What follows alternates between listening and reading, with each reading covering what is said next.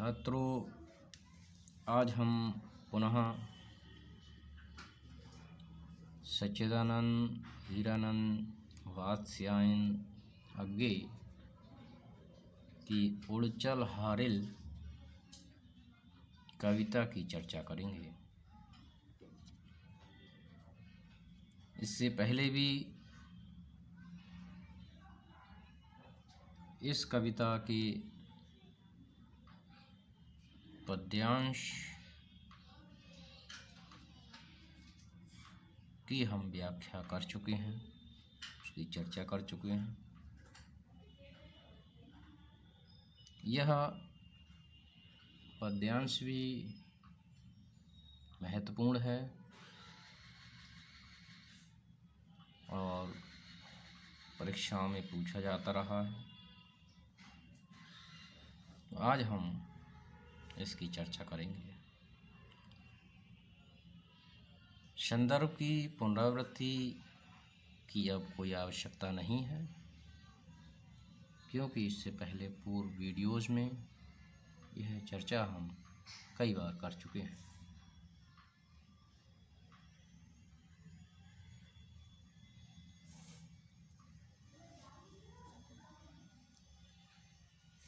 कांपना यद्यपि दसों दिशा में, तुझे शून्य नभ घेर रहा है। रुकना यद्यपि उपहास जगत का, तुझको पद से फेर रहा है। तू मिट्टी का किंतु आज मिट्टी को तूने बांध लिया है।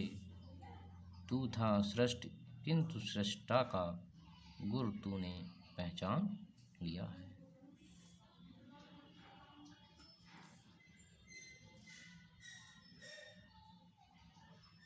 इन पंक्तियों में कवि यह प्रेरणा देता है कि संघर्ष के क्षणों में भले ही विपत्तियां आएं, परेशानियां आएं, लेकिन जिस प्रकार से हारिल पक्षी उड़ता रहता है,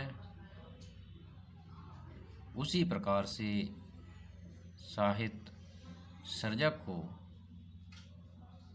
अपने कर्म पथ पर अग्रसर रहना चाहिए। उन विषम परिस्थितियों से कभी भी भयभीत नहीं होना चाहिए। यह इस कविता के प्रसंग का मुख्य विषय है।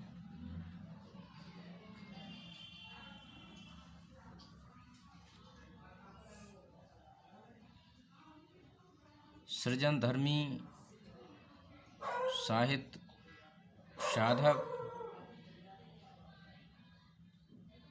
को कभी भी यह नहीं सोचना चाहिए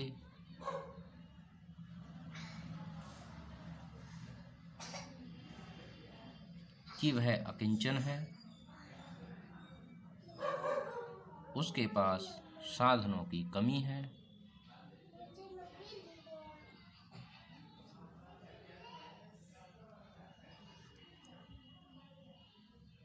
बल्कि उसी अभाव भरे जीवन से विषयों का चयन कर साहित्य साधना करनी चाहिए।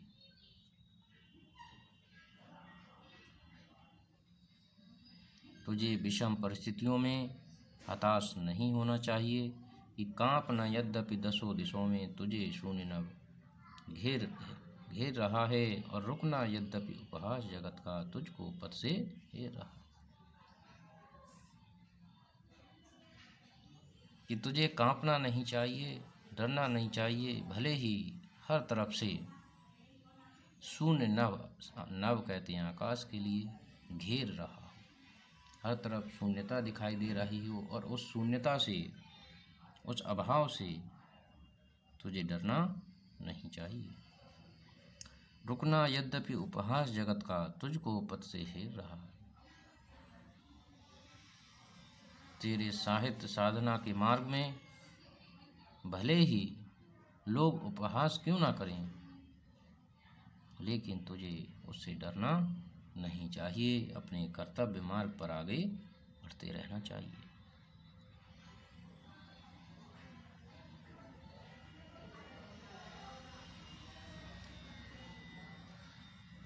तू मिट्टी का किंतु आज मिट्टी को तूने बांध लिया है।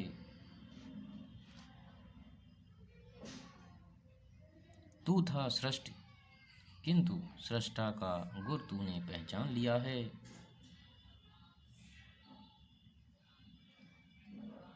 कि देख तू मिट्टी का मानव है, पर आज तूने मिट्टी को बांध लिया है।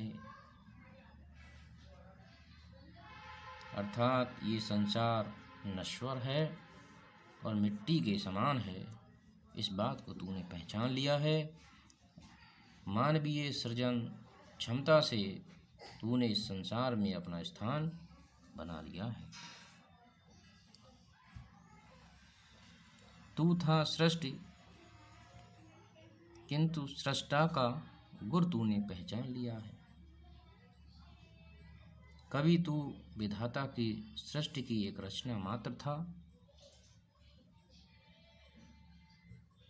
क्योंकि तेरा सृजन करता विधाता अर्थात ईश्वर था। किंतु सृष्टा का गुर तूने पहचान लिया है। लेकिन आज तूने उस सृजनकर्ता के गुणों को, गुर माने गुण, गुणों को पहचान लिया है और तू स्वयं सृष्टा बन गया। इस सृष्टा को छात्रों हमें समझना परम आवश्यक है। सृष्टा जो सृष्टि की रचना करता है, और सृष्टि की रचना ईश्वर करता है, परमात्मा करता है, विधाता करता है। तो जिस प्रकार से विधाता ने इस पूरी सृष्टि की रचना की है, सृजन किया है, इसको बनाया है, उसी प्रकार से साहित्य साधक भी इस संसार के विविध अनुभवों को प्राप्त कर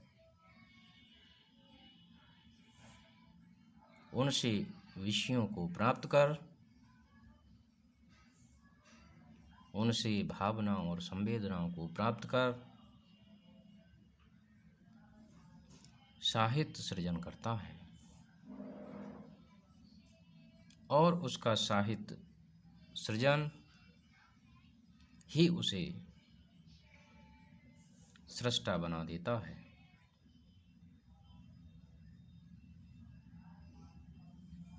इसलिए साहित्य सर्जक को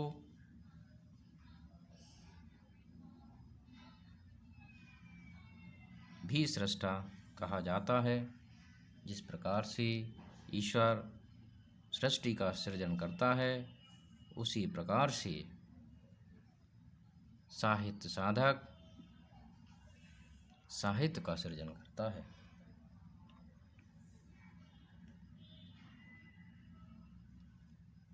कवि के विषय में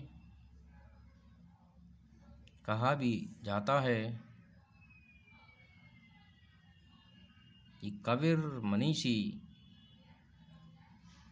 परिभू स्वयंभू, अर्थात कवि भी विधाता के समान ही है।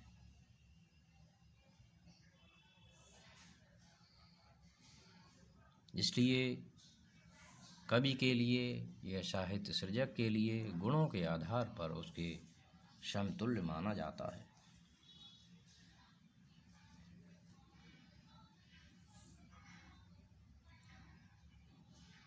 इस प्रकार इन पंक्तियों में कवि साहित्य साधक को प्रेरणा भी देता है और आत्मबल भी प्रदान करता है, और यह कार्य वह एक पक्षी के माध्यम से करता है।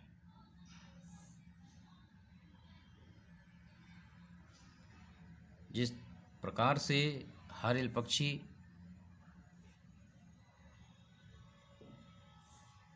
तेज हवाओं में भी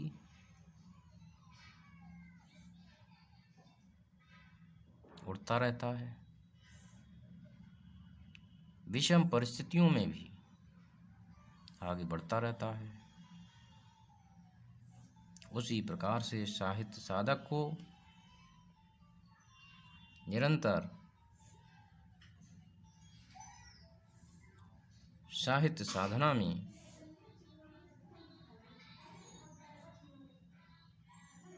लगे रहना चाहिए।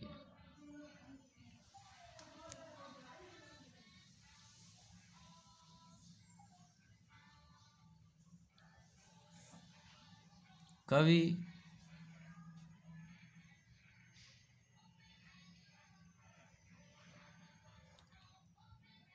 इन पंक्तियों में सरल, प्रांजल,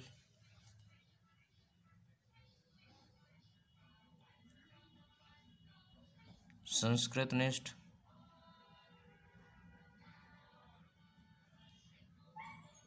भाषा को अपनाता है।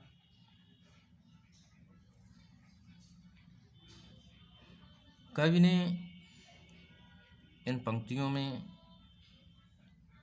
उद्बोधन शैली का प्रयोग किया है, क्योंकि वह प्रेरणा देता है।